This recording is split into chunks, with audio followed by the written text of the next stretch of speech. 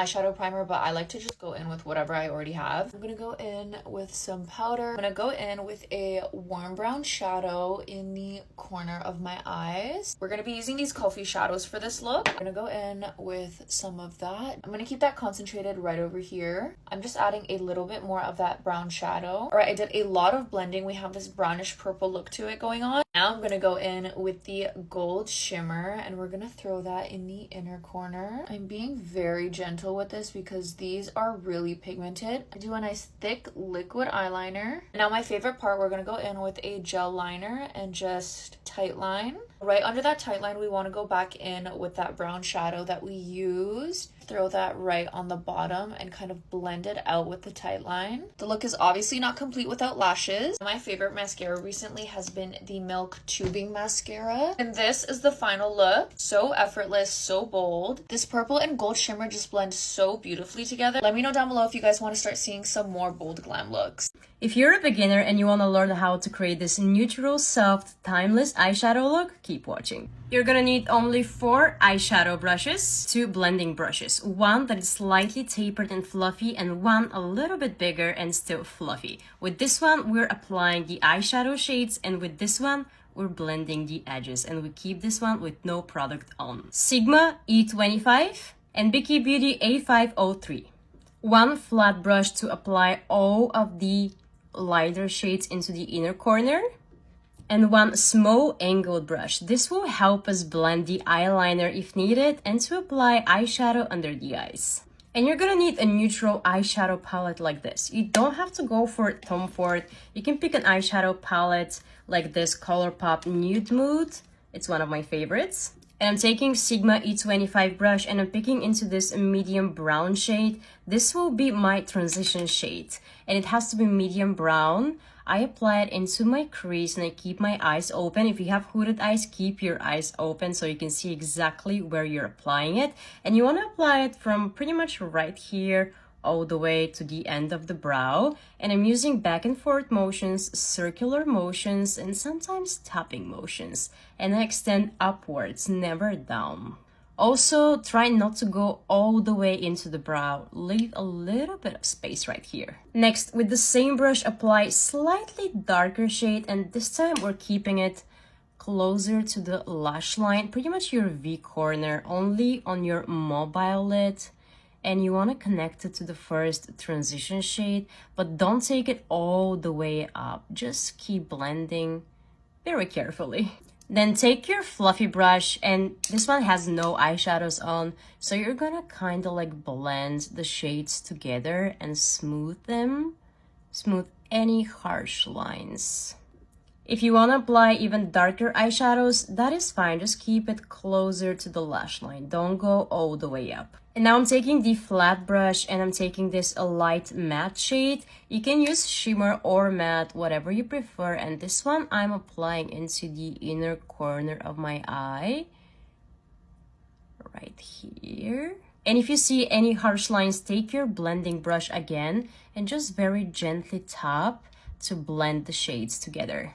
And here comes the fun part, the eyeliner. You can use a liquid eyeliner, you can use a pencil, or you can use black eyeshadows and the tiny brush I showed you in the beginning. If you're a beginner and if you have no idea how to do liquid eyeliner, you struggle with it and you cannot make it even, I suggest take a small angled brush like this, dip straight into the black eyeshadows, and sketch out the shape of the eyeliner first, and then you can go over with the liquid eyeliner. Basically, with this brush, you stamp as close to the lash line as possible. You want to make it slightly thicker on the outside and very thin on the inner corner. Now, if you don't like a wing look, you can keep it like this, just slightly extend outwards. But if you prefer a wing, you can keep your eyes open and you follow your lower lash line. Imagine there's a line continuing from your lower lashes and you want to keep your eyes open and continue from the lower lash line and just extend and connect the liner. Make sure your brush is fully saturated with eyeshadows for better color payoff. And as soon as you're satisfied with your eyeliner shape, you can go ahead and apply liquid eyeliner. But this way, it's gonna be so much easier because you're just feeling the shape that you already sketched out. Now take the same small brush and kind of get rid of the black eyeshadow and take this medium brown shade and apply it right at the bottom lash line.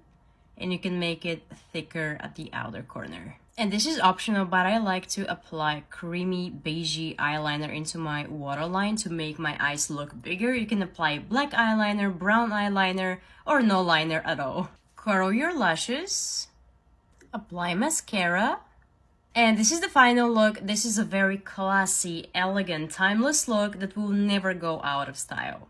Here's how I do my makeup if I have an important photo shoot or event. I start by doing a really hydrating skin prep, really massaging that into my skin and then adding some hydrating under eye patches. While all of that soaks into my skin, I'm going to start on my eyebrows and eyes, starting with gelling my eyebrows down and then cleaning up any extra product around them, then lightly filled in with an eyebrow pencil. I always do eyeshadow primer before starting on my eyeshadow. It always makes a big difference when applying. I'm using a really soft eyeshadow look today to define my eyes, starting with a deeper warm shade and then going in with a lighter shade to blend that out into my eyebrow. I find that my eyes look best when I have a really light shade in the inner corners, so I'm using a light concealer on the back of my hand and then blending that into the corners and then setting it with a light powder. I'm doing brown liner today and just following my lash line and then doing a tiny little wing at the end. I took some brown eyeshadow and I buffed out the liner to make it look soft, then adding my favorite lashes, the Ardell 420 natural lashes. Whew, this is all a mouthful, but now we are working on our face, which is the most important part. I usually go for a glowy foundation, but for an event or photo shoot, you want to get more of a blurred effect, so I would go for a more matte foundation. Less is more with your concealer, so I put a little bit on the back of my hand and then lightly buffed that out. I'm doing the same for my bronzer, bringing my makeup down onto my neck to make sure there is no disconnect, then taking whatever product is left on my concealer brush and carving out that bronzer. You don't want your nose contour to be too sharp, so I go in with my bronzer and then I go over it with my foundation brush to blur it out. Tapping in my blush and then going in with powder. We're obviously having some technical difficulties. More is definitely more when it comes to loose powder. You want to add a good layer under your eyes and in all of your T-zone and then let it sit. Setting the rest of my face with some powder bronzer and blush, and then to give me that glowy look, I'm going in with some highlighter on my cheekbones and my nose, applying some eyeshadow under my eyes and really blending this out to give me a soft look. White liner in your waterline is way too harsh, but if you want your eyes to look bigger, definitely go for more of a nude eyeliner. Adding lots of setting spray. Again, I'm going to use a matte setting spray, then doing a natural pink lip combo with a plumping gloss on top. And here is the look, you guys. This makeup makes me feel like I have a filter on my face. It's going to look so good in photos and last me all day. Let me know what you think. Bye!